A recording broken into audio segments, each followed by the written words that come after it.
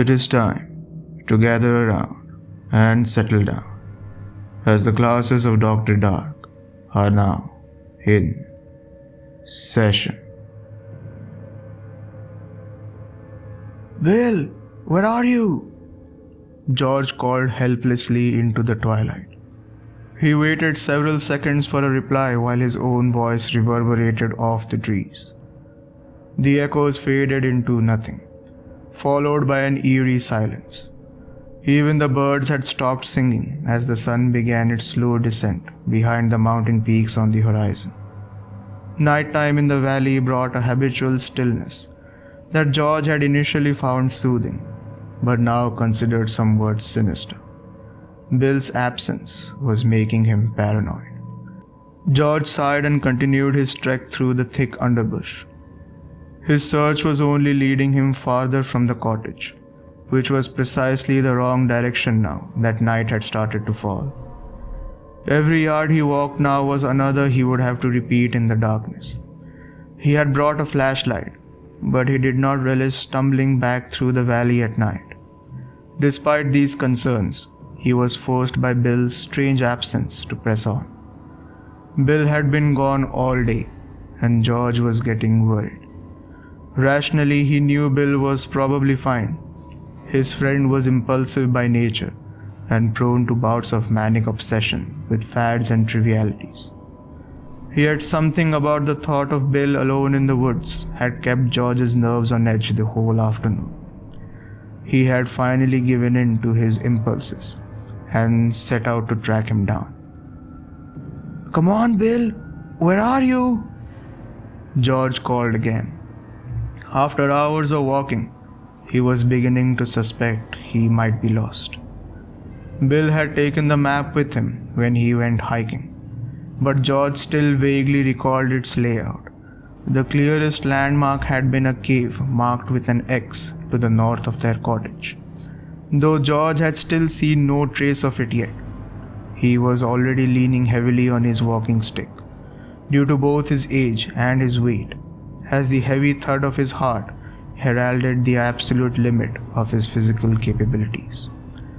It was typical of Bill to ruin a good vacation by doing something dumb. Despite his status as a stellar lawyer, Bill had always been naive and was a magnet for trouble.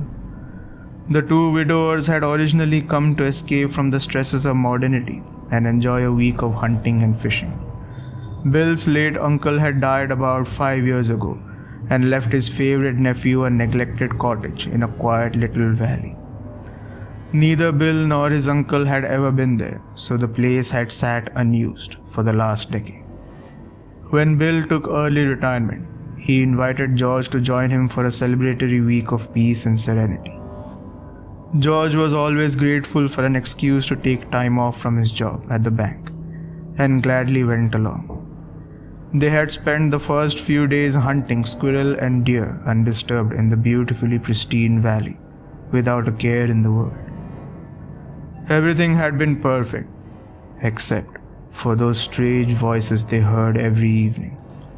Despite the pristine valley's isolation, there were several signs that he and Bill were not alone out there amongst the trees. The two men had heard people talking and laughing out in the woods every night since their arrival. Starting at sundown, the voices of both men and women could be heard echoing from somewhere deeper in the forest, talking late into the night. But each morning, when they both went to investigate the identity of the visitors, there was never any sign of a campfire or human habitation. Bill was not so much worried as confused, insisting that there were no neighbors for miles and visitors were rare. To his knowledge, no one ever came near the cottage except for a handyman hired by his uncle, who popped in every month or so for periodic maintenance duties. The most prominent of these nocturnal noises, however, was what Bill referred to as the singing woman. Often at night, while they were sitting by the fireplace or talking on the cottage porch, they would hear a woman's voice singing ecstatically somewhere off beyond the dark trees. Most of the songs were old hymns, tunes that George had heard at church since he was a boy. Power in the blood, the old rugged cross, real pure rattlers, if you ask me. The notoriously excitable Bill would often call out to her or even try to sing along, often with no response. Over the last few days, he had started speculating about what she looked like, what her name was, and what she was doing out there. "She sounds beautiful," Bill would often say in a dreamy way. "There must be another house out in the hollow somewhere. Her voice probably carries." "You'll likely never meet her anyway," said George, who was the realist of the pair. "You want my advice? You're better off to enjoy the music and end it at that." It was the morning of the day before they were scheduled to return home, and Bill had decided to go for one last hike through the woods. Even though George wanted to join him, his back had been giving him trouble lately, and he had decided to stay behind and get some rest. He needed to rest up for the long drive back to civilization, which he was not looking forward to. But when Bill did not return that evening, George had been forced to go looking for him. As the shadows grew, George found himself glancing over his shoulder with increasing frequency. He was worried less about wild animals and more about a danger that he found less easy to define. George was normally rather stoic, but the dark shadows of the valley made his chest tighten and his skin crawl as he walked deeper and deeper into the woods. George was about to give up and hike back when he spotted a large cluster of stones just ahead of him.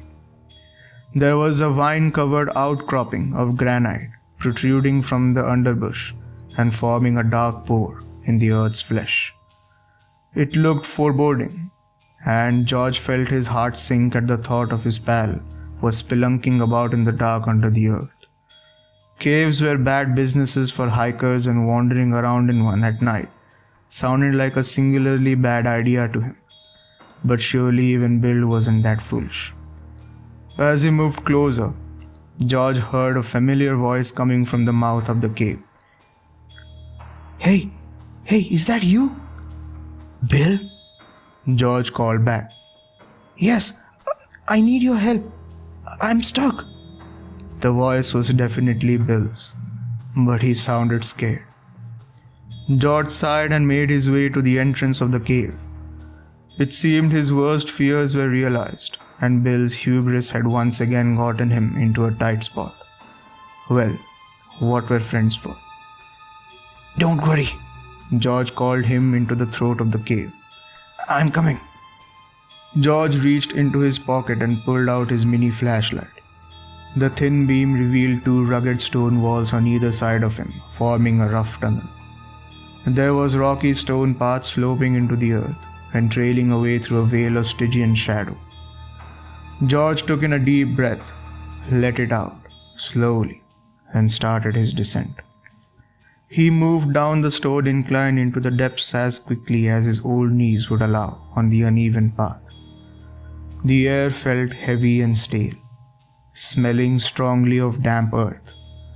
As he went, George did his best to plan for whatever trouble may lay ahead. Getting Bill out of here was going to be difficult, if not impossible for George by himself. The hike to the cave had sapped most of his energy, and he did not think his capricious back could support Bill's weight. He had slipped a vertebra just last year, meaning a fireman's carry was out of the question. "Hurry up!" Bill called from within. His voice echoed off the walls, but he sounded clear. He sounded closer. "I'm really hurting. I'm coming. George sighed. He picked up his pace a little now that his fears were confirmed. As he progressed, he could not stop his mind from conjecturing on the nature of Bill's predicament. During their 20 years of friendship, he had pulled Bill out of a myriad of messes and embarrassing situations. Fistfights, arguments, extramarital entanglements, you name it. As it stood now, He was going to be adding a cave rescue to his extensive resume as Bill's babysitter. The descending incline eventually leveled off and formed a rough stone passage that stretched onwards into a black abyss.